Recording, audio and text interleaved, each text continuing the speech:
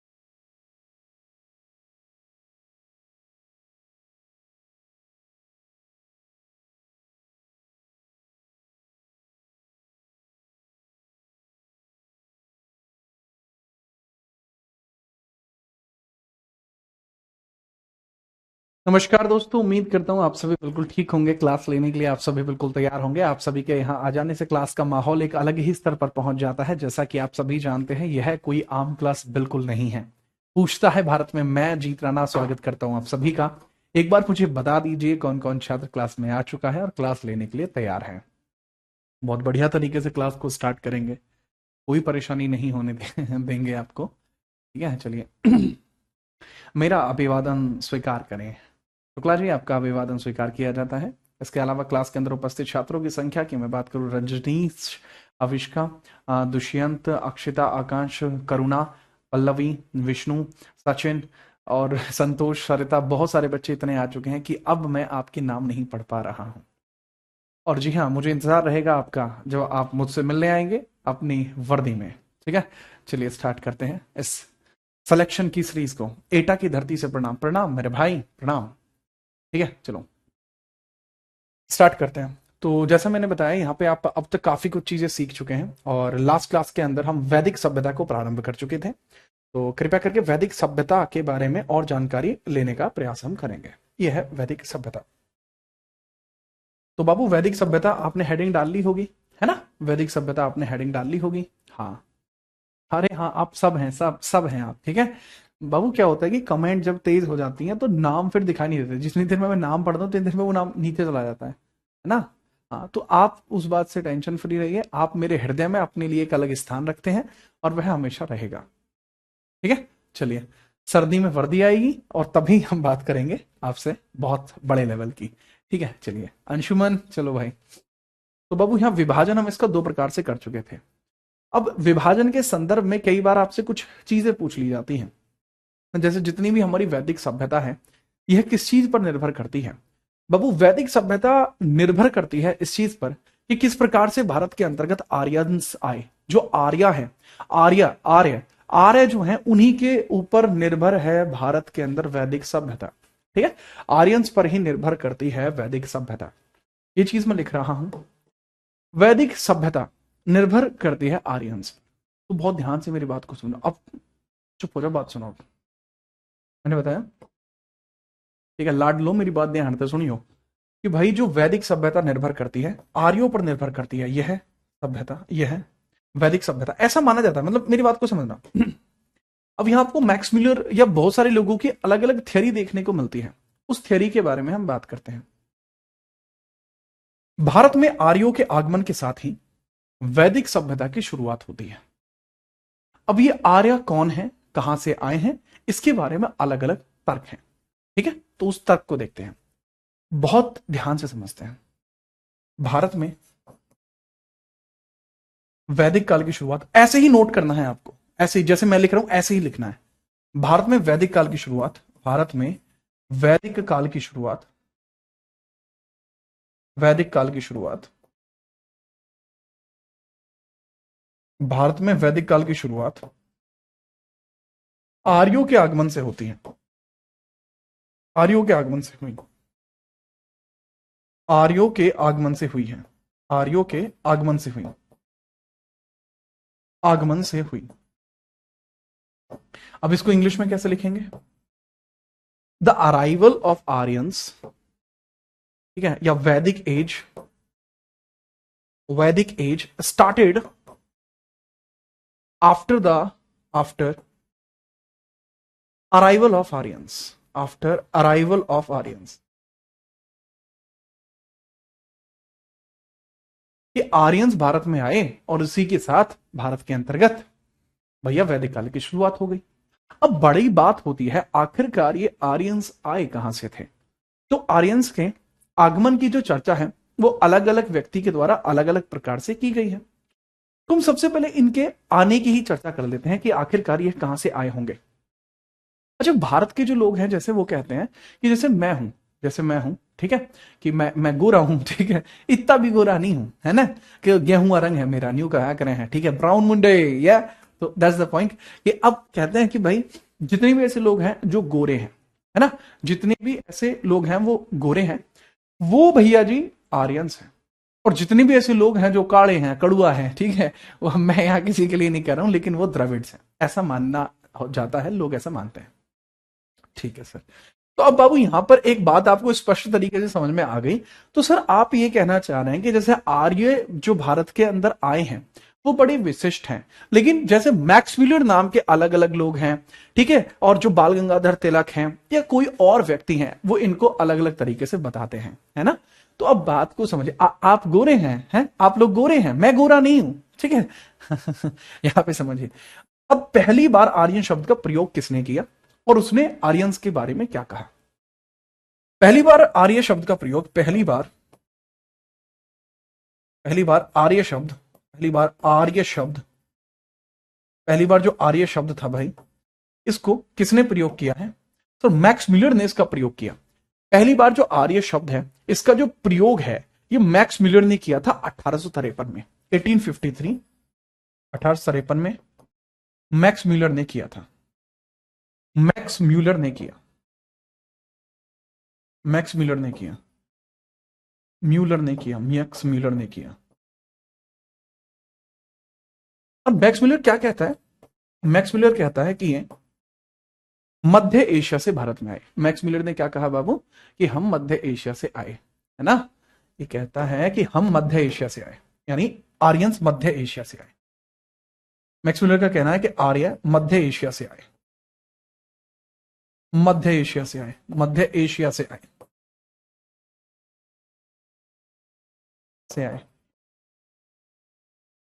अच्छा, max Muller की theory मुझे नहीं लगता कि सही है, ठीक है।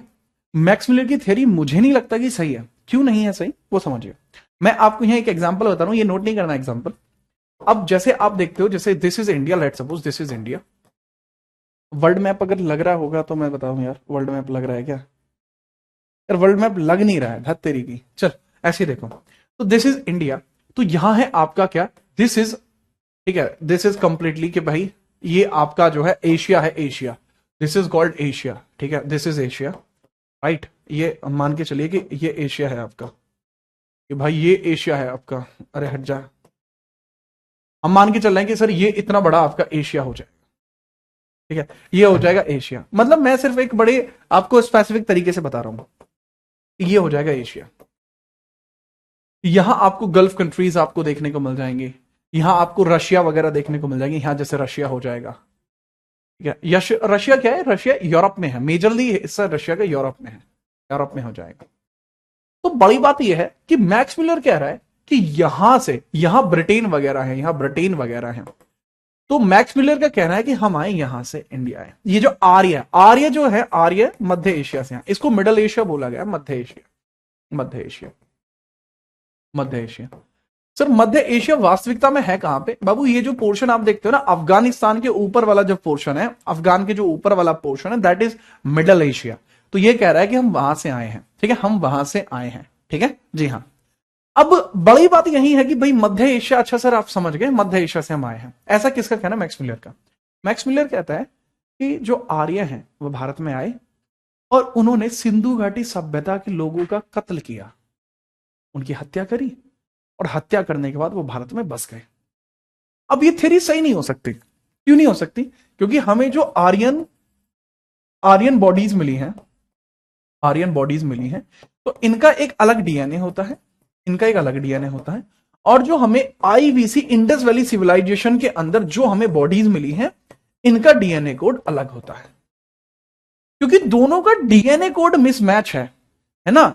तो ये जो डीएनए कोड है ये बहुत एंशिएंट है, यह अधिक प्राचीन है, यह अधिक प्राचीन है। इस कारण से ऐसा संभव नहीं है कि आर्यंस ने इन लोगों को मारा हो।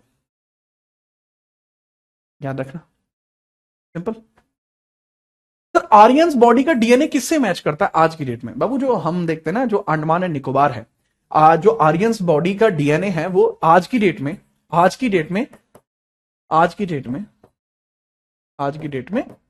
अंडमान निकोबार के कई जातियों से मैच खाता है। अंडमान निकोबार की कई जातियों से मैच खाता है, कई जातियों से मैच खाता है, मिलता है, कई जातियों से मिलता है।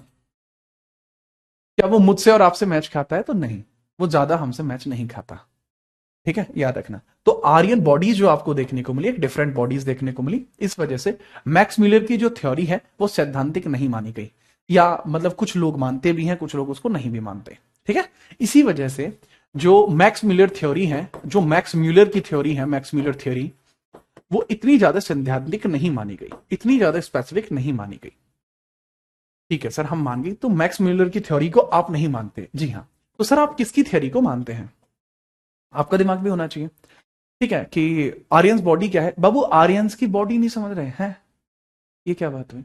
आर्यंस की बॉडी, आर्यंस की जो दबी हुई बॉडीज मिली है, एविडेंसेस मिले हैं इनके शरीरों के, ये तुम्हें ये भी समझ में नहीं आ रहा है? फिर क्या करोगे तुम? बाबू एविडेंस मतलब साक्ष्य जो मिले हैं, वो आर्यंस के जो बॉडीज के साक्ष्य मिले हैं मेरे लाडले। तो सर अगर आप ये कह रहे हो कि ठीक है सर इसकी थियरी आप नहीं मानते, देन आप किसकी थियरी मानते हैं? दरअसल आप एक और थियरी भी देख सकते हैं।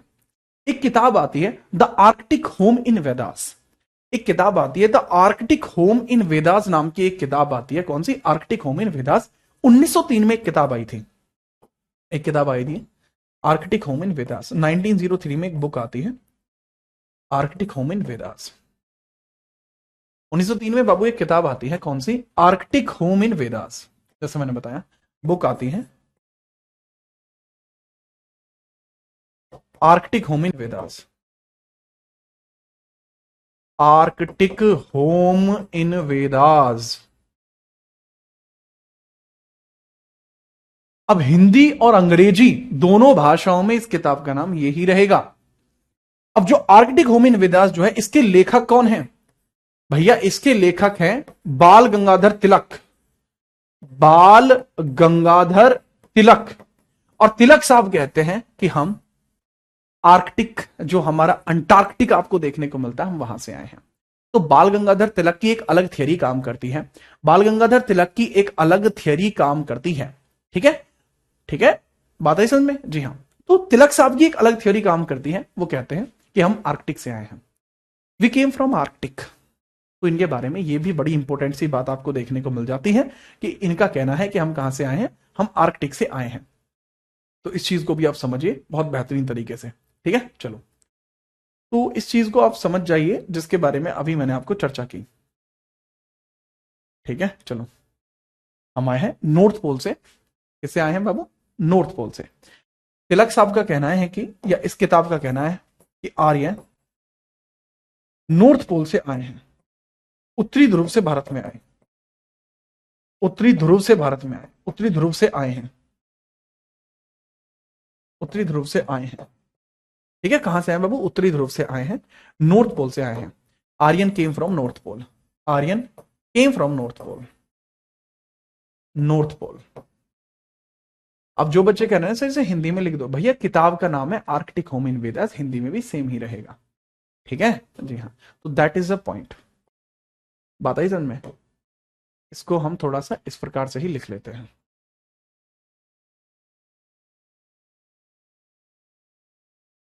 तो ऐसे आप इनको याद रख लेंगे, आर्कटिक होम इन वेदास। क्या कोई और थियरी भी आपको देखने को मिलती है? क्या कोई और थियरी भी देखने को मिलती है? हाँ जी, एक दयानंद सरस्वती की थियरी भी हमें देखने को मिलती है, जिनका कहना है कि हम तिब्बत से आए हैं। ठीक है, चलिए बाल गंगाधर तिलक मॉडर्न वाले, हाँ बाबू मॉडर्न वाले, तभी तो 1903 लिखा है मैंने। एक थ्योरी आपको और देखने को मिलती है जो दयानंद सरस्वती जी की है, जो दयानंद सरस्वती जी की है, जो कहते हैं कि आर्य, एक थ्योरी और देखने को मिलती है दयानंद सरस्वती जी की, ये कहते हैं कि हम तिब्बत से आए हैं। दयानंद सरस्वती जी कहते हैं, सरस्वती दयानंद सरस्वती कहते हैं कि हम तिब्बत से आए हैं, आर्य तिब्बत से आए हैं, आर्य तिब्बत से आए, आर्य तिब्बत से आए।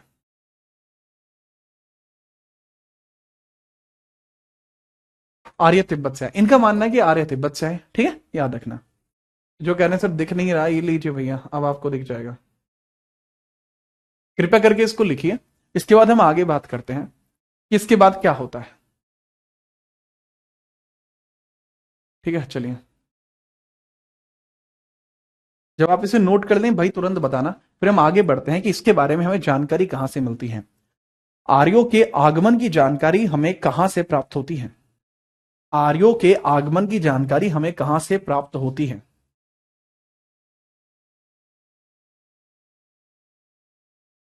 ठीक है, चलो। सर क्या ब्राह्मण ही आर्यन है? नहीं भाई ब्राह्मण आर्यन नहीं है। Sir go back to Vedas, बाबू गो बैक नहीं है, बैक टू वेदास है। वेदों की ओर लौटो, ये दयानंद सरस्वती जी ने कहा था कि वेदों की ओर लौटो। एग्जाम में क्या होगा इसका आंसर? एग्जाम में मैक्स मिलर थ्योरी को ज्यादा मान्यता दी जाती है। हमारा जो एजुकेशन सिस्टम है यह वेस्टर्न सभ्यता से बहुत ज्यादा प्रभावित है, जिस कारण से हमारे यहां पर जो विदेशी थ्योरी हैं इनको ज्यादा माना जाता है। ठीक है, चलो, ये आप समझ पाए? चलिए, अगर आप समझ पाए हैं तो बहुत बढ़िया बात है, हम सीधे तौर पर आगे बढ़ेंगे। और आगे हेडिंग डालिए आप। ठीक है, आगे नेक्स्ट हेडिंग आप डालिए, आर्यों के आगमन की जानकारी। ठीक है, चलिए, आर्यों के आगमन की जानकारी, आगमन की जानकारी, आर्यों के आगमन की जानकारी। एविडेंस ऑफ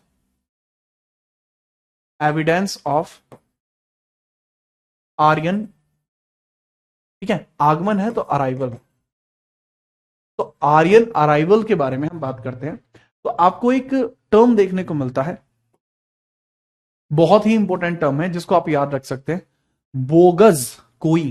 बोगस कोई आपको देखने को मिलता है, बोगस कोई अभिलेख, बोगस कोई अभिलेख, बोगस कोई अभिलेख। तो जो आपका बोगस कोई अभिलेख आपको देखने को मिलता है, अभिलेख देखने को मिलता है, इसके बारे में चर्चा अगर की जाएगी, बोगस गज, बोगज कोई इंस्क्रिप्शन, अभिलेख, इंस्क्रिप्शन आपको देखने को मिलेगा, बोगस कोई इंस्क्रिप्शन। तो इसमें पता लगता है कि आर्यंस भारत के अंतर्गत किस प्रकार से आए हैं। यह मध्य एशिया से प्राप्त हुआ है, मध्य एशिया से प्राप्त हुआ है, 1400 बीसी पुराना है। कहां से प्राप्त हुआ है बाबू? ये मध्य एशिया से प्राप्त हुआ है, मध्य एशिया से, मिडल एशिया से प्राप्त हुआ है, मिडल एशिया से प्राप्त हुआ है, मिडल एशिया। 1400 बीसी पुराना है, 1400 बीसी का है ये, before common era of 1400 BC. ठीक है, अब इसी के अंतर्गत यह बताया गया है कि यह, इसकी भाषा इंडो ईरानियन है, भाषा इंडो ईरानी है इसकी। इसकी भाषा कैसी है भाई? इंडो ईरानी, इंडो पर्शियन यानी ईरानी, इंडो ईरानी भाषा है इसकी। आगे चल के ये जो पर्शियन था, फारसी था, यही ईरानी बना, यही ईरानी बना। ठीक है, तो याद रखना। अब इसकी खोज होंगो द्वारा हुई थी, होंगो द्वारा 1907 में इसकी खोज हुई थी। इसकी खोज किसने करी है? होंगो द्वारा, होंगो द्वारा 1907 में इसकी खोज होती है। तभी हमें पता लगता है कि इस प्रकार की चीजें भी आपको देखने को मिलती हैं। ठीक है बाबू, तो यहीं से हमें पता लगा, दरअसल यहीं से हमें यह पता लगता है कि जो मैक्स म्यूलर की थियरी है वो इसी पर निर्भर करती है। मैक्स म्यूलर की थ्योरी के लिए यह प्रमाण की भांति कार्य करता है। यह मैक्स म्यूलर की थ्योरी के लिए प्रमाण की भांति कार्य करता है। मैक्स म्यूलर थ्योरी को प्रमाणित करता है, प्रमाणित करता है। कहने की बात क्या है कि यहीं पर जो बोगस कोई अभिलेख है, यहीं पर हमें वेदों के साक्ष्य मिले। क्या मिला बाबू? यहां वेदों के साक्ष्य मिले और ऋग्वेद के साक्ष्य हमें यहां से मिले थे। इसके ऋग्वेद के साक्ष्य हमें यहां मिले थे। इंद्र, वरुण, मित्र, नासत्य। इंद्र, वरुण, मित्र, नासत्य। इंद्र, वरुण, मित्र, नासत्य, ये भगवान थे। यह ऋग्वेद काल के भगवान थे। ठीक है, ये कौन है? ऋग्वेद काल के भगवान। ये ऋग्वैदिक भगवान है, ऋग्वैदिक भगवान है। ये ऋग्वैदिक भगवान के साक्ष्य मिले हमें, वहां पे कुछ इंस्क्रिप्शन मिले। ठीक है, अब इतनी सारी चीजें जब हमें वहां से मिली तो हमने ये मान लिया कि बोगस कोई जो स्थान है जो मध्य एशिया में है, इसका मतलब आर्य जो है वो मध्य एशिया से ही आए हैं। That is the point of understanding. ठीक है, चलिए, ठीक है। तो दैट इज द पॉइंट। इसको फटाफट से नोट करिए। तो ये आपको यहां देखने को मिलता है, यह आपको यहां देखने को मिलता है। काफी इंपॉर्टेंट सी बात आपने यहां पर समझी। इसी के आधार पर फिर हमने आर्य या कोई भी बात है उसको हमने विभाजित कर दिया दो हिस्सों में। एक हमने ऋग्वैदिक काल बना लिया, एक फिर हमने उत्तर वैदिक काल बना लिया। ठीक है, इसके बारे में फिर हम समझते हैं। नोट करिए, जैसे ही आप इसको समझ जाएंगे हम तुरंत इसके बारे में बात करते हैं।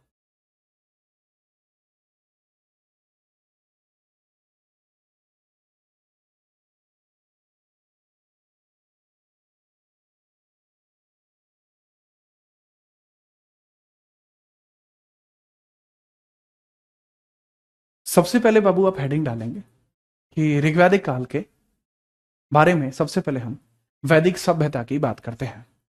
हम सबसे पहले वैदिक सभ्यता की बात करते हैं। ठीक है, चलो। अब ऋग्वैदिक काल के अंदर, जिससे पहले कि मैं सामाजिक व्यवस्था को बताऊं, सबसे पहले हमें बात करनी होगी कि इस समय के अंदर किस प्रकार से आपको अलग अलग सभ्यताएं देखने को मिली। तो मैंने क्या बताया आपको?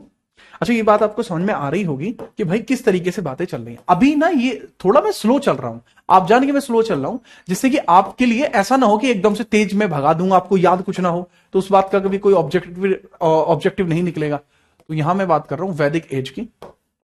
कलर कौन बना रहा है इतने घोंचू से? वैदिक एज की बात करते हैं। वैदिक एज यानी कि वैदिक काल।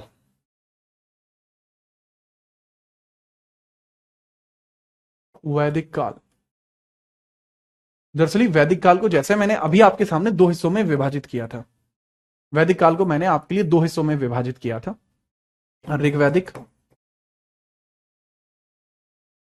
और एक मैंने आपके लिए विभाजित किया उत्तर वैदिक। अच्छा, समय आपके लिए निर्धारित है कि भैया समय इसका क्या है। इसको आप पोस्ट वैदिक बोलते हैं, इसको ऋग्वैदिक बोलते हैं, इसको पोस्ट वैदिक बोलते हैं, इसको आप ऋग्वैदिक बोलते हैं। यहां बड़े ध्यान से मैंने इस चीज को एक्सप्लेन किया था कि बाबू ऋग्वैदिक आपका वो है जो 1500 से लेके 1000 बीसी के मध्य आता है। ठीक है, और ये वो है जो 1000 से लेकर 600 बीसी तक आता है। अब इन सभी से रिलेटेड करती है एक बात कि इस समय में संस्कृति किस प्रकार से देखने को मिलती है। ठीक है, अब समय की संस्कृति को अगर मैं समझूं तो सबसे पहले आप देखेंगे कि वैदिक काल के साहित्य किस प्रकार से है। वैदिक काल का जो साहित्य है वो किस प्रकार से है, इसका जो साहित्य है, लिटरेचर है, वो कैसी है, लिटरेचर है वो कैसी है, लिटरेचर है वो कैसी है, इसका जो साहित्य है या लिटरेचर है वो कैसी है। ठीक है, चलो, ठीक है, ठीक है। आप वैदिक काल के बारे में हम बात करते हैं तो इसका लिटरेचर कैसा देखने को मिलता है। तो सबसे पहले आपको समझना होगा कि यहां पर आपको जो सारी चीजें देखने को मिलती हैं वो 3-4 चीजों पर निर्भर करती हैं। जैसे वेद, सबसे ज्यादा निर्भरता होती है वेद पर, तो बोलते हैं वेदास। सबसे इंपॉर्टेंट जो निर्भरता होती है वो वेदों पर होती है। वेदों के हिसाब से ही हमने इसको विभाजित किया। वेद के बाद देखने को मिलते हैं ब्राह्मण ग्रंथ। वेदों को समझने के लिए हमें ब्राह्मण ग्रंथ बनाने पड़े थे। वेदों को समझने के लिए हमें ब्राह्मण ग्रंथ बनाने पड़े थे। वेदों को समझने के लिए हमें ब्राह्मण ग्रंथ बनाने पड़े, ब्राह्मण ग्रंथ बनाने पड़े। वेदों की अंडरस्टैंडिंग को समझने के लिए हमें ब्राह्मण ग्रंथ बनाने पड़े थे, ब्राह्मण ग्रंथ। इंग्लिश में भी इसको ग्रंथ ही लिख लेना। लिखने के लिए मैं एपिक लिख सकता हूं, पर यह इसी प्रकार से लिखो तो ज्यादा बढ़िया है। उसके बाद आरण्यक, आरण्यक लिखिएगा, फिर आरण्यक, आरण्यक, आरण्यक, आरण्यक, ठीक है, आरण्यक,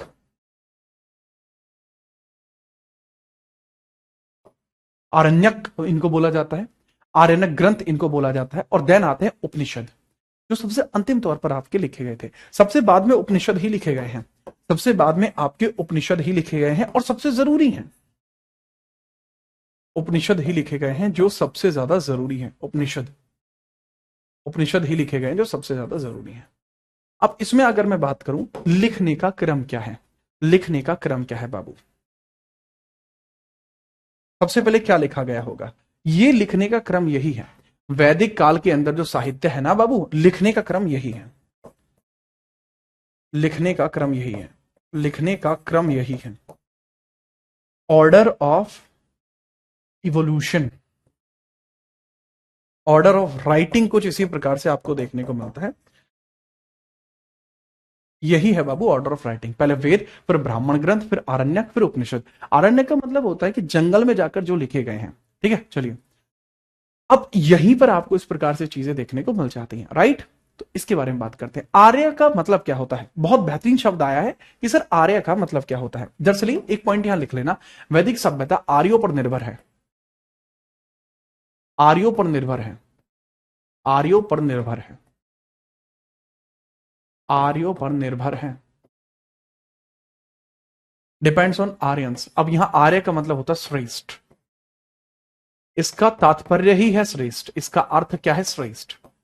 या इसको आप बोल सकते हैं, श्रेष्ठ अगर ना बोले ना बाबू, श्रेष्ठ अगर ना बोले तो आप बोल सकते हैं कुलीन, कुलीन।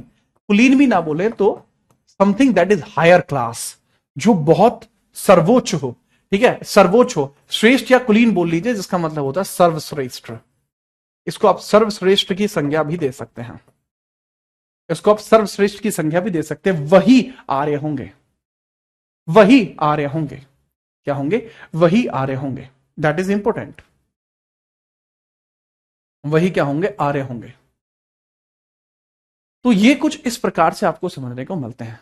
कुलीन, उत्तम, सबसे बेहतर, वही आर्य।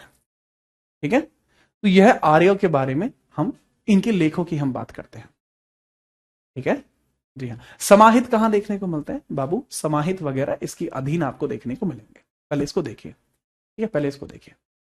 सर क्या यह आर्य आज भी देखने को मिलते हैं? दरअसल बहुत सारे लोग ये क्लेम करते हैं कि वो आर्य हैं, परंतु ऐसा नहीं है कि जो उस समय के आर्य थे वो वर्तमान में नहीं है।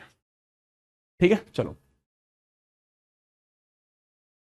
चलिए अब सबसे पहले मैं बात करता हूं आपके वेद आपको जो देखने को मिलते हैं उनके बारे में। ठीक है, वेद आप हेडिंग डाल लीजिए, वेद के बारे में पढ़ते हैं। सबसे पहले अब हम वेदों के बारे में पढ़ेंगे। सबसे पहले हम किसके बारे में पढ़ेंगे? वेदों के बारे में अब हम पढ़ेंगे, वेदों के बारे में पढ़ेंगे। हेडिंग डाल लीजिए वेदों का उल्लेख, हेडिंग डाल लीजिए वेदों का उल्लेख।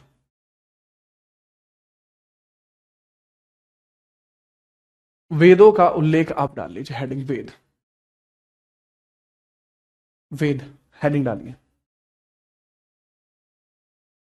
वेद हेडिंग आपने डालनी है, वेद, वेद, वेदों की हेडिंग डाल लीजिए, वेद। अब वेद आपको देखने को मिलते हैं कौन से? 4 वेद आपको देखने को मिलते हैं। वेद हमें कितने देखने को मिलते हैं? 4 वेद। सबसे पहले आपको देखने को मिलता है ऋग्वेद, ऋग्वेद आपको देखने को मिलता है। देन यजुर्वेद, यजुर्वेद, देन सामवेद, सामवेद, और देन आपको देखने को मिलता अथर्ववेद। अथर्ववेद आपको देखने को मिलता है। अब इसके अंदर जैसे यह है ऋग्वेद, ऋग्वेद, यह है यजुर्वेद, यजुर्वेद आपको देखने को मिलता है, Yajurveda. This is Samaveda, Samaveda. This is Atharvaveda, Atharvaveda. अब इसमें जो सबसे पुराना वेद है, ठीक है, वेद, वेद का मतलब क्या होता है? विद। वेद का मतलब होता है विद। वेद का मतलब क्या होता है? इसका अर्थ क्या? विद, विद्या, ज्ञान, इसका अर्थ है विद, विद, विद, विद यानी विद्वान। इसका मतलब है something that is knowledgeful, knowledge, ज्ञान, ज्ञान ही वेद का अर्थ है, ज्ञान ही वेद का अर्थ है, ठीक है। चलो, तो जैसा मैंने बताया अथर्ववेद, इस तरीके से चीजें देखने को मिलती हैं। तो शुरुआती ऋग्वेद को अगर मैं छोड़ दूं, अगर मैं ऋग्वेद को हटा दूं, तो बाकी तीनों वेद आपके उत्तर वैदिक काल में बने हैं। तो इनके टेन्योर को समझने का थोड़ा सा प्रयत्न आप करने की कोशिश करेंगे।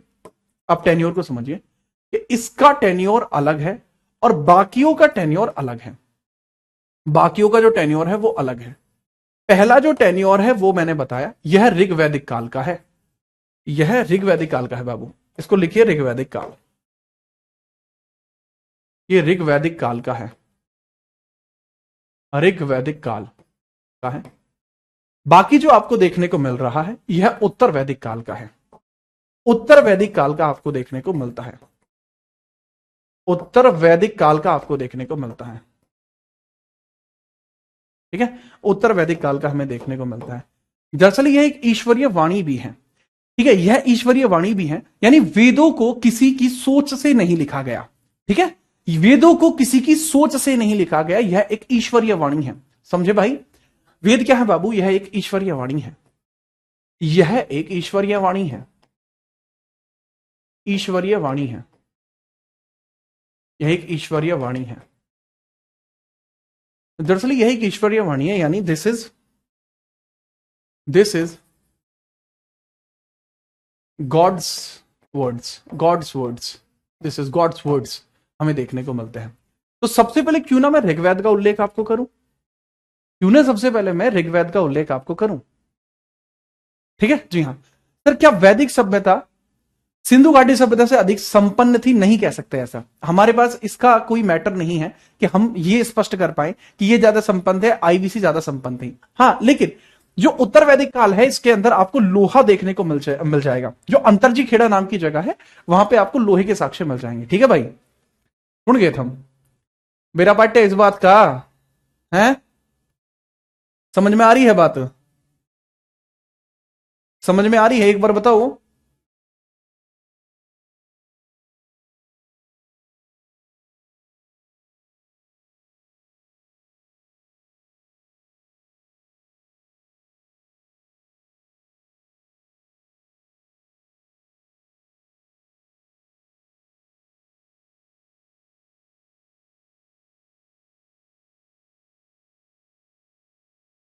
और बात समझ में आ गई भाई? आ गई, ठीक है। सबसे पहले मैं ऋग्वेद की बात कर रहा हूं, हेडिंग डाल लीजिए ऋग्वेद, हेडिंग डाल लीजिए ऋग्वेद। यहीं से मैं बताना शुरू करता हूं, क्योंकि ऐसा नहीं है कि नेक्स्ट पेज पे जाऊंगा तो ही बढ़िया आएगा, यहीं से बताना शुरू कर दूंगा, बात खत्म करो। ये लो हेडिंग डालो ऋग्वेद।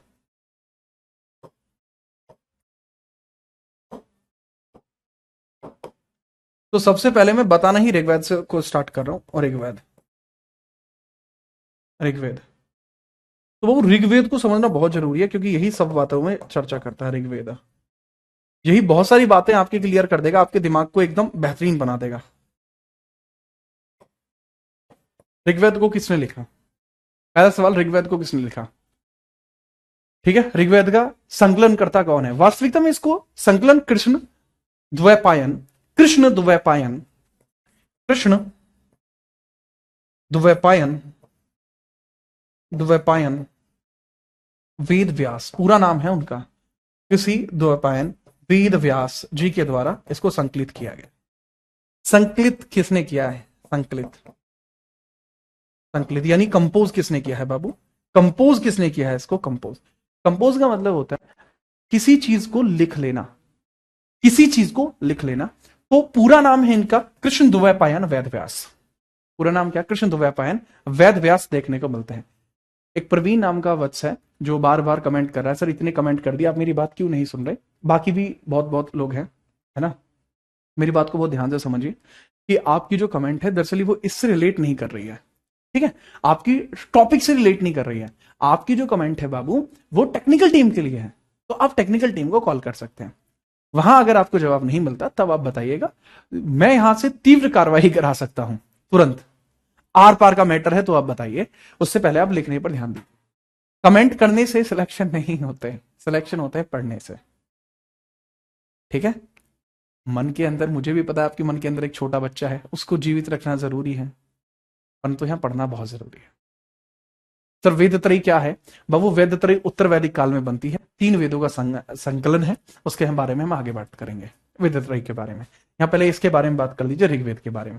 तो ऋग्वेद के बारे में आप समझिएगा, इसके अंदर अगर मैं बात करूं, इसके अंदर आपको 10 मंडल देखने को मिलते हैं, 5 इसकी शाखा देखने को मिलती है, और इसके अंतर्गत आपको सूक्त देखने को मिलते हैं, वो 10,000 जो है 562 देखने को मिलते हैं, ठीक है जी हाँ। ऋग्वेद के बारे में अगर मैं बात करूंगा, सर इसके अंदर आपको 10 मंडल देखने को मिलते हैं, 10 मंडल देखने को मिलते हैं, ठीक है। 8 या 5 इसकी शाखा देखने को मिलती है, शाखा देखने को मिलती है, 8 अष्टक देखने को मिलते हैं, 8 अष्टक देखने को मिलते हैं। और इसके अंतर्गत आपको, अब ये जो डिजिट है, ये 10,000 वाला जो है, 10,000 वाला जो डिजिट है आपका, इससे पहले आप ये समझना कि इसमें 1028 सूक्त भी आपको देखने को मिलते हैं, 1028 आपको सूक्त भी देखने को मिलते हैं। ऋग्वेद के अंदर मैंने जैसा बताया, इसके अंदर आपको 1028 सूक्त भी देखने को मिलते हैं, सूक्त भी आपको देखने को मिलते हैं, जिनको बोलते हैं हाइम्स, जिनको बोलते हैं बाबू हाइम्स। हाइम्स एक प्रकार से यह मंत्र की भांति कार्य करते हैं, हाइम्स एक प्रकार से मंत्र की भांति कार्य करते हैं, या इनको आप सीधे तौर पर हाइम्स भी लिख सकते हैं, ठीक है, हाइम्स भी लिख सकते हैं। एक तरीके से क्या होती है, रचनाएं हैं ये, ठीक है, स्पेसिफिक हैं, ठीक है जी हाँ। अब कुछ किताबों के अंदर जो है वो 10,462 लिखेगा, 10,532 लिखेगा, तो ये होती हैं क्या, आपके मंत्र। अब यहां पर यह जो नंबर है, ठीक है, मैं थोड़ा उधर कर रहा हूं, ठीक है। अब यहां पर ये जो नंबर है जो ऋग्वेद के बारे में उल्लेख कर रहा होता है, तो यहां ये नंबर है कि इसके अंतर्गत मंत्र आपको कितने देखने को मिल सकते हैं, मंत्र कितने आपको देखने को मिल सकते हैं। मंत्र, इनको छंद बोला जाता है, कई बार मंत्रों को छंद बोला जाता है, श्लोक बोला जाता है। तो 10,562 आपको श्लोक देखने को मिल जाते हैं, श्लोक देखने को आपको मिल जाता है, श्लोक देखने को मिल जाते हैं। श्लोक क्या होता है, कोई भी एक शब्द, जैसे तमसोमा, ज्योतिर्गमय, अस्तोमा, सदगमय, ये उपनिषद में है, ये उपनिषद में है, लेकिन इसी के अंदर आपको देखने को मिलता है ओम भूर्भुवस्सुः तत्सवितुर्वरेण्यं भर्गो देवस्य धीमहि धियो यो नः प्रचोदयात्। ये क्या है, ये है भैया आपका एक प्रकार से श्लोक, ये एक प्रकार का आपका श्लोक है, ठीक है, तो याद रखिएगा। अब इसके अंतर्गत अगर मैं हिस्सों को बांटूं, इन हाइम्स के अंदर हिस्सों को बांटूं, तो इन हाइम्स को भी अगर 2 हिस्सों के अंदर बांटूंगा, 1017, मतलब 1017 तो आपको शाकल देखने को मिलते हैं, शाकल, और बाकी 11 ये आपको देखने को मिलते हैं बाल खिल्य, शाकल और बाल खिल्य, शाकल और बाल खिल्य। 1027 आपको देखने को मिलते हैं, 1017 शाकल देखने को मिलते हैं, शाकल देखने को मिलते हैं, शाकल, ये सिर्फ एक हिस्सा है, शाकल, और बाकी देखने को मिलते हैं इसके अंदर बाल खिल्य। बची हुई कितने हैं, 11 ही तो बचे हैं, बाल खिल्य, ये हिस्से हैं बाबू इसके, बाल खिल्य, ये सीधे तौर पर आपको याद ही रखना पड़ेगा, नोट करिए, ठीक है। चलो, यह किसकी आराधना है, अलग अलग भगवानों की आराधना है। आराधनाओं के बारे में चर्चा नेक्स्ट पेज पर होगी। 1.5 लाख शब्द हैं इसमें, 1.5 लाख शब्द हैं इसमें। इसको पढ़ने वाला जो होता है वो होत्र कहलाता है। अरे हो जाएगा भाई, सपना हो जाएगा इससे, ठीक है। अरे ये हो जाएगा वाला तब पूछा करो जब आप पढ़ लो उतना, ठीक है जी हाँ। अब जैसे ऋग्वेद के बारे में अगर मैं बात करूंगा, ऋग्वेद के बारे में बात करूंगा, इसको पढ़ने वाला जो होता है, ऋग्वेद को पढ़ने वाला होत्र कहलाता है, ऋग्वेद पढ़ने वाला होत्र कहलाता है, होत्र कहलाता है, होत्र कहलाता है, होत्र कहलाता है, होत्र कहलाता है। a person who mesmer Rigveda, that is known as Hotra, that is known as Hotra. ठीक है बेटा, ये बाल खिल्ले लिखा हुआ है, बाल खिल्ले लिखा हुआ है, ये ऋग्वेद पढ़ने वाला ये होता है। दूसरी बात, इसमें शब्द 1.5 लाख है, दैट इज इंपॉर्टेंट, इतना भी इंपॉर्टेंट नहीं है, शब्द लगभग 1.5 लाख है, अप्रोक्स 1.5 लाख, लगभग 1.5 लाख है, ये स्पेसिफिक नहीं है। ठीक है, चलो नेक्स्ट आगे बढ़िए। अब इसके बाबू प्रमुख मंडलों की चर्चा करता हूं, जो जो प्रमुख मंडल इसमें देखने को मिलते हैं। जैसे तीसरा मंडल जरूरी है, टोटल मंडल ही कितने, 10 मंडल हैं। अब इन 10 मंडल में जो जरूरी मंडल है, मैं उनकी व्याख्या करूंगा। इन 10 मंडलों में जो जरूरी मंडल है, जैसे मुझे 7वां मंडल काफी बेहतर लगता है, 10वां मंडल मुझे अच्छा लगता है। ठीक है जी हाँ। अब इसका ब्राह्मण ग्रंथ क्या है, जैसे एक बच्चा पूछ रहा है सर इसका ब्राह्मण ग्रंथ क्या है, बाबू अगले पेज पे सब पता लगेगा। ठीक है, नोट हो गया। ठीक है चलो, हाँ भाई दीपक, हाँ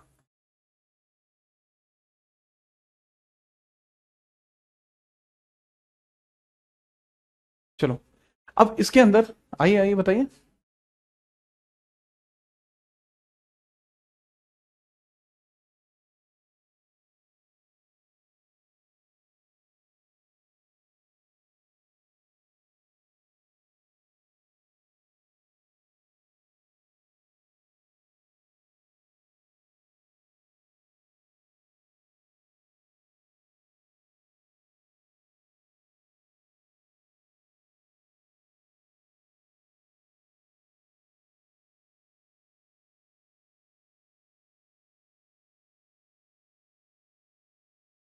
हाँ भाई, नोट कर लिया। ठीक है, अरे 10 को नहीं पढ़ना है लाडले भाई, इसमें तीसरा देखिए, तीसरा मंडल, प्रमुख मंडल हेडिंग डालो, तीसरा मंडल देखते हैं। प्रमुख मंडल हेडिंग डालिए, मंडल हेडिंग डालो, इसके अंदर देखते हैं तीसरा मंडल, तीसरा मंडल हेडिंग डालते हैं। अब तीसरे मंडल के अंदर जैसे मैंने बताया, ऋषि विश्वामित्र द्वारा रचित,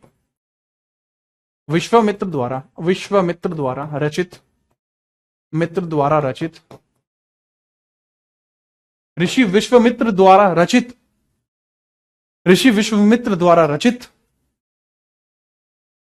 क्या देखने को मिलता है, जो गायत्री मंत्र है। गायत्री मंत्र सूर्य देवता को समर्पित है। ठीक है, सूर्य देवता को समर्पित है,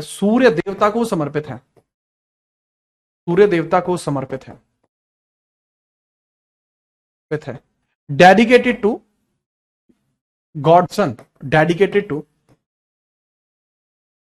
गॉडसन, ये जो गायत्री मंत्र आप देखते हैं, यह देवता जी को समर्पित है। ठीक है, याद रखना, बहुत इंपॉर्टेंट आपको देखने को मिल जाएगा। ठीक है, किसने समर्पित किया था, सावित्री के द्वारा इसको समर्पित किया गया है, सावित्री के द्वारा समर्पित किया गया है।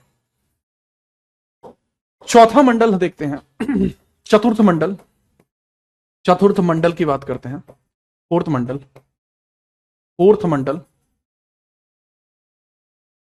मंडल है, ये कौन सा है, ये थर्ड मंडल है, ये थर्ड मंडल है, ये फोर्थ मंडल है।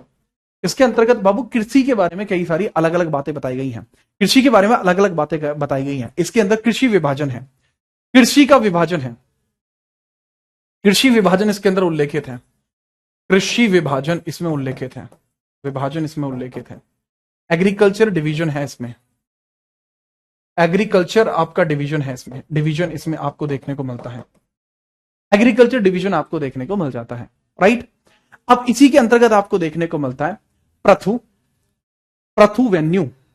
पृथुवेन्यू, पुरुष के बारे में पता चलता है, पृथुवेन्यू के बारे में पता लगता है। अब ये पृथुवेन्यू कौन है,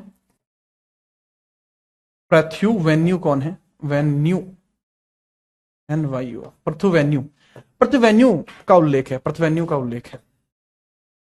है, अब ये पृथुवेन्यू कौन है बाबू, ये पहला किसान है, ये वैदिक काल का पहला किसान है। पृथुवेन्यू के बारे में पता लगता है, और पृथुवेन्यू कौन है, पहला किसान। पृथुवेन्यू बाबू पहला किसान आपको देखने को मिलता है, पहला किसान।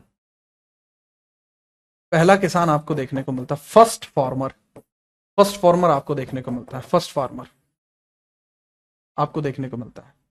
तो फार्मर के बारे में पता लगता है, ये बहुत बड़ी बात है अपने आपे में। अपने आपे में यह बहुत बड़ी बात है कि हमें किसी किसान के बारे में पता लगता है। 7वें में आपको देखने को मिलता है दशराज युद्ध। नोट करो, फिर 7वें मंडल के बारे में बात करते हैं, 10वें के बारे में बात करते हैं फटाफट।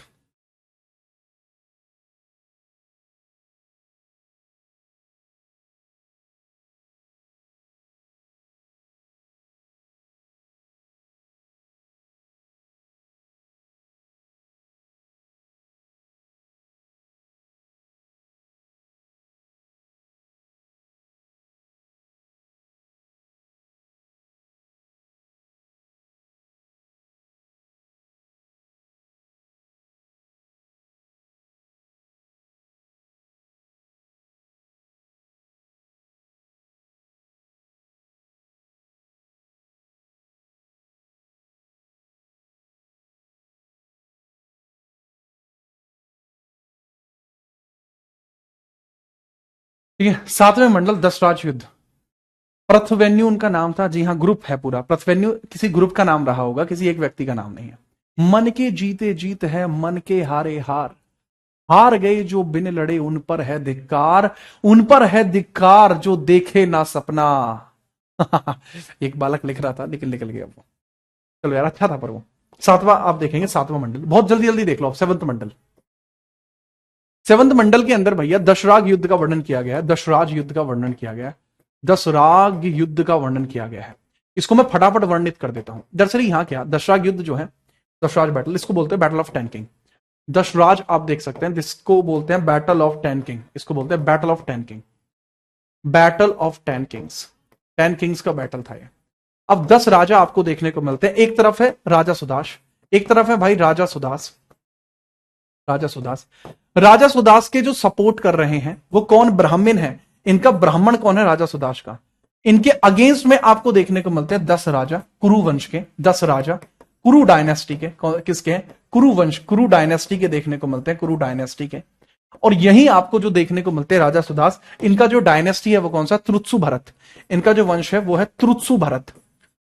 त्रुत्सु भरत आपको देखने को मिलता है, त्रुत्सु भरत वंश देखने को मिलता है। ठीक है, इनमें बाज जाता है घूसा, बहुत कड़ा घूसा बाजा भाई साहब। और यह है कुरु राजवंश। कौन सा है, कुरुवंश, कुरुवंश, कुरुवंश। कौन सा, कुरुवंश देखने को मिलता है। 10 राजा, इनको विश्वामित्र सपोर्ट कर रहे हैं, विश्वामित्र सपोर्ट कर रहे हैं। विश्वामित्र इनके ब्राह्मण हैं।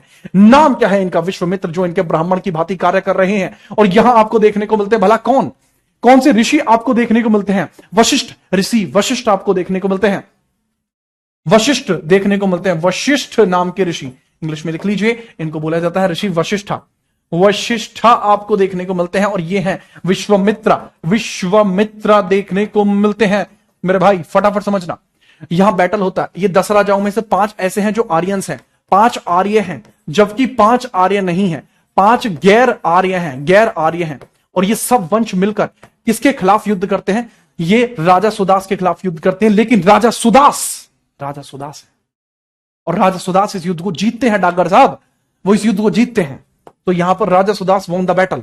राजा सुदास इस बैटल को ना कि सिर्फ जीतते हैं, बल्कि इन्हीं की वजह से आगे चल के हमारे देश का नाम भरत पड़ा, क्योंकि इनका त्रुत्सु भरत वंश ही, त्रुत्सु भरत वंश ही आगे चलकर काम आएगा। और इसी से भारत को भारत नाम मिला, यहीं से भारत नाम का प्रचलन हुआ, भारत वर्ष का प्रचलन हुआ, भारतवर्ष नाम का प्रचलन हुआ, नाम का प्रचलन हुआ।